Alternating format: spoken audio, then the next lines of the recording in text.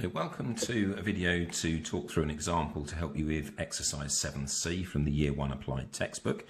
In this area we're just going to be looking at one-tailed tests, and indeed the next exercise is just two-tailed tests. So in some respects I think these next two exercises are a lot simpler than the previous exercise you've done because they're not mixed together, and secondly we're going to be able to use our calculators again. So rather than having to find a critical region, we're going to test the claim from a sample that's taken and then actually use the answer that you get from your results to test whether you accept your null hypothesis or whether you accept the alternative hypothesis.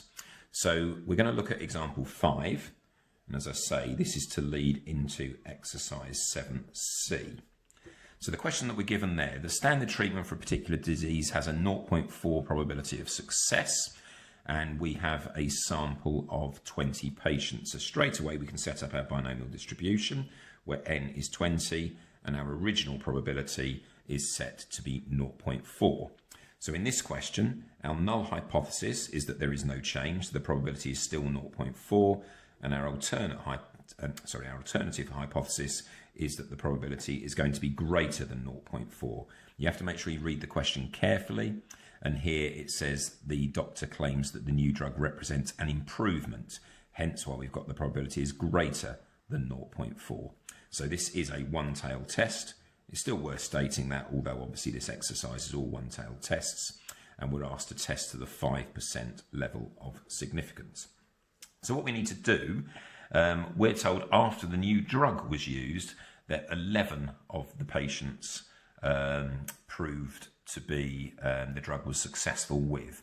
So what we need to do first of all is find the probability of x is greater than or equal to 11. So what we need to do first of all, as I said, on this exercise you can use your calculators. You can use critical regions, which they show you as method 2 in the book. But as I say, for this example, I think it's much simpler to now use our calculators to answer these questions. Now, the calculator I have is slightly different from the ones that you use, so I will go through it first of all as you would use on your calculator. So if I just choose the statistics function and choose the distributions, again, we're using the cumulative distribution.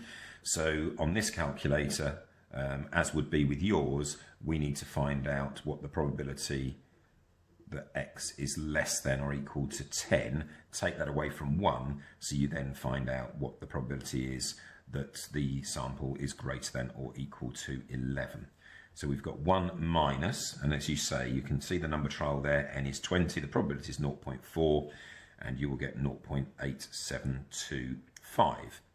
So the probability that x is greater than or equal to 11, which is the number of successful patients, is going to be 0.1275, which is 12.75%.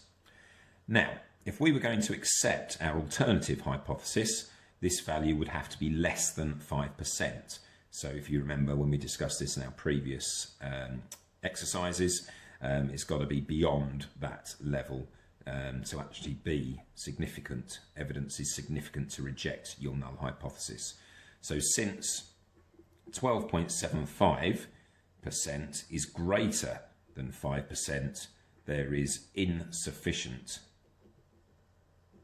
evidence to reject the null hypothesis. So the doctor's claim is incorrect. There is insufficient evidence to suggest that the probability has improved with the use of the new drug. Now, for those of you that do have these calculators, I'll just quickly go back. So on these calculators, you can actually set your lower level as 11 and your upper level as 20, because obviously there are 20 patients in this sample. And then you will see that you actually get your answer straight away, 0.1275. So that's just for those of you that do have these calculators. So as you see, you can use your calculator for these. They do a method 2 where they find the critical region as you did in exercise 7B. But you can see that this method, I think using the calculators is far quicker. So this is the one I would encourage you to use when you just need to test a claim as you've seen in this example. So that should be enough that you need now to go through exercise 7C, and I'll do a further video shortly to finish this chapter off with two-tailed tests. So best of luck with exercise 7C, everyone.